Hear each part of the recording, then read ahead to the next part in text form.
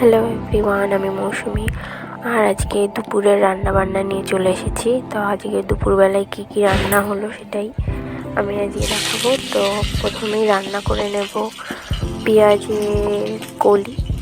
সেটাই, পেঁয়াজের কলি ভাজা। তার জন্য আগে পেঁয়াজ আর লঙ্কা দেবো তেলে ফোড়ন, মানে এটা দিলে বেশ ভালো লাগে। এটা দিয়ে এই পেঁয়াজের কলি আর আলু দিয়ে ভালো করে ভেজে নিতে হবে। প্রথমে আমি পেঁয়াজটা হালকা ব্রাউন করে ভেজে নেব, আর তারপরে আলুটা একটু দিয়ে দেবো আগে, কারণ আলুটা একটু পেঁয়াজের কলির তুলনায় একটু গলতে টাইম লাগে, তাই ওটা একটু আগে ভেজে নেব। তারপরে এই পেঁয়াজের কলিগুলো ঢেলে দেবো। এবার একসঙ্গে নাড়াচাড়া করে নেব মিক্স করে। নাড়তে নাড়তে গ্যাসের ফ্লেমটা কমিয়ে দিলাম, কারণ কি হাই ফ্লেমে তো এটা পুড়ে যাওয়ার চান্স থাকে, তাই ফ্লেমটা হালকা করে দিলাম, যাতে আস্তে আস্তে সেদ্ধ হয় খুব ভালোভাবে। আর এভাবে মাঝে মধ্যে একটু নাড়াচাড়া দিতে থাকতে হবে, দেখতে হবে নিচের তলটা যেন ধরে না যায়। আর এর মধ্যে আমি প্রথমে একটু হালকা লবণ দিয়ে দেবো, যাতে ভালো সেদ্ধ হয় জিনিসটা।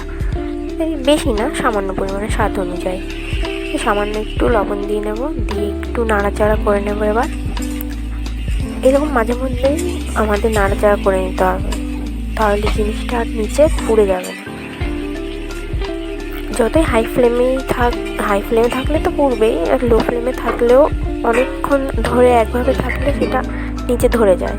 আর এইভাবে একটু ঢাকা দিয়ে রাখবো। আর এর মধ্যে যতক্ষণ ওটা ভাজা হবে ততক্ষণ আমি মাছগুলো ধুয়ে নেব।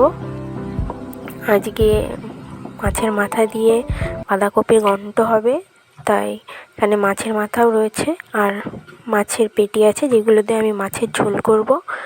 তো এইগুলো এখন আমি ধুয়ে নেব ভালোভাবে। আর আমার কাছে যেহেতু ট্রাইপড নেই, তো এইভাবে হাতে ধরে মোবাইল ভিডিও করতে হচ্ছে। আর এই অফ ক্যামেরায় আমি ধুয়ে ভালো করে নুন হলুদ মাখিয়ে নিয়েছি। আর এখানে আমি এখানে আবার তেল গরম করে দিয়েছি বাঁধাকপির জন্য, একটু জিরে ফোড়ন দিয়ে দিলাম। আর এর মধ্যে বাঁধাকপিতে দেওয়ার জন্য আলুগুলো ডুমো ডুমো করে কাটা রাখা ছিল, সেটা তেলে দিয়ে দিলাম। এবার একটু নাড়াচাড়া করে নেব।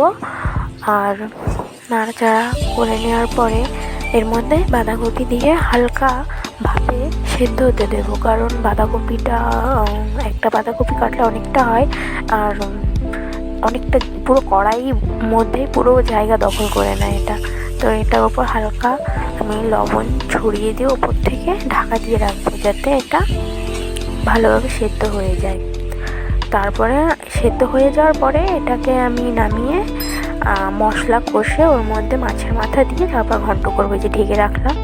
আর এই মশলাটা আমি এর পেস্ট করে নেব। এখানে টমেটো আর কাঁচা লঙ্কা আছে, আদা আছে, এটার পেস্ট আমি করে নেব। তো এই যে দেখুন, এতটা বাঁধাকপি ছিল, আর এখন জল বেরিয়ে গিয়ে বাঁধাকপি থেকে কতটা হয়েছে, মানে অর্ধেক হয়ে গেছে পুরো। এই বাঁধাকপিটা আমি এবার পাশে নামিয়ে রাখবো। এরপর আমি মাছের মাথা ভাজতে দিয়ে দেবো। মাছের মাথা ভাজার পর তারপরে মশলা কষে ওর মধ্যে এই বাঁধাকপি আর মাছের মাথা দিয়ে ভালো করে কষে একটু গরম মশলা দিয়ে আমি নামিয়ে নেবো। এইভাবেই আমি বাঁধাকপির ঘন্টটা তৈরি করবো আজকে। তো এই যে মাছের মাথাগুলো ভাজতে দিয়ে দিয়েছি, একটা মাছের মাথা পুরো। এবার এই তেলের মধ্যে আমি এই মাছের ঝোলের মাছগুলোও ভেজে নেব, কারণ কি আবার কে ভাজবে, একবারেই সবটা কাজ করে নিতে হবে। এই মাছের ঝোলের মশলা আর বাঁধাকপির মশলা আমি এক তেলের মধ্যেই কষে নেব, আর অর্ধেকটা নামিয়ে রাখবো মাছের ঝোলের জন্য, আর অর্ধেকটা দিয়ে বাঁধাকপি করব। তাহলে আমার কাজটা একটু এগিয়ে গেল। এইভাবেই শর্টকাটে একটু করার চেষ্টা করি সব সময়। তো এই যে মাছের মাথা আর বাঁধাকপি সাইডে রেখে দিয়েছি, মাছগুলো ভাজতে দিয়েছি, মাছগুলো ভাজা হয়ে গেছে। এবার আমি বাঁধাকপির ঘন্ট তৈরি করে নেব। তো বাঁধাকপির ঘন্টের জন্য এই তেলের মধ্যে সামান্য জিরে ফোড়ন দিয়ে দিয়েছি অলরেডি। এবার আমি যে বাঁধাকপিটা সিদ্ধ করে রেখেছিলাম সেটা ঘন্ট করব। তার আগে যে মশলাটা আমি পেস্ট করেছি আদা লঙ্কা আর টমেটো, সেটা আমি তেলে ভালো করে কষিয়ে নেব। তো এখানে কষিয়ে নিচ্ছি। এবার এই মশলার মধ্যে একটু আমি হলুদ গুঁড়ো, একটু লবণ আর ধনে জিরে গুঁড়ো দিয়ে দেব। ভালো করে কষে নেব, হালকা হালকা আছে ভালো করে। দেখুন এই যে আদাটা, এই আদাটা কুচানো হয়নি, আস্ত আদা, পেস্ট হয়নি। যাকে এটা আমি গ্রেটার দিয়ে গ্রেট করে এর মধ্যে দিয়ে দেবো এখনই। তো এটা বের করে নিই। আর এই যে আমি হলুদ, একটু লবণ আর একটু জিরে ধনে গুঁড়ো দিয়ে দেব। আর এটা আমি আস্তে আস্তে কষে নেব। মশলাটা ভালো না কষলে মশলাটা থেকে কাঁচা গন্ধ বেরোয়, এবং সেই মশলা দিয়ে বাকি যেসব সবজি রান্না করা সেগুলো থেকেও কাঁচা গন্ধ ছাড়তে থাকে, যেটা একদমই ভালো লাগে না খেতে। তো সেই জন্য ভালো করে মশলাটা কষে নেব।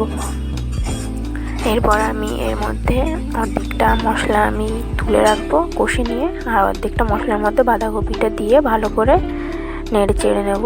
আর একটু কিছুক্ষণ রান্না করব। আর এর মধ্যে একটু গরম মশলা দিয়ে ঘন্টটা নামিয়ে নেব। সবাই খেয়ে বলেছিল খুব সুন্দর হয়েছিল খেতে।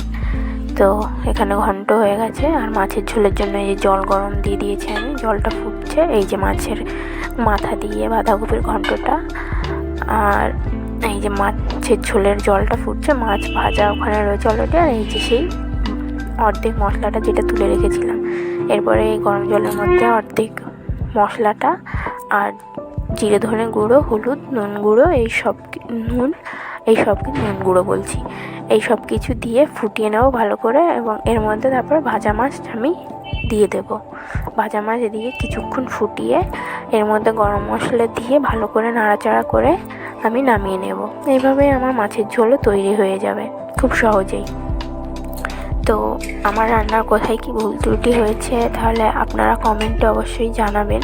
আর ভালো লাগলে একটা লাইক অবশ্যই করবেন, আর সাবস্ক্রাইব করবেন আমার চ্যানেলটিকে এরকম নতুন নতুন শর্টকাটে রান্নার রেসিপি পেতে। তো রান্না বান্না হয়ে গেছে, এবার ভাতটা এখানে বসিয়ে দিয়েছি। আর অনেক নোংরা হয়ে গেছিলো এই জায়গাটা, তো আমি ভিম লিকুইড এই স্প্রে বোতলে গুলে রেখেছি জলের সঙ্গে, এটা স্প্রে করে আমি পরিষ্কার করে নেব। তো আজকের জন্য এইটুকুই, টাটা। আর পাশে থাকবেন, সাপোর্ট করবেন।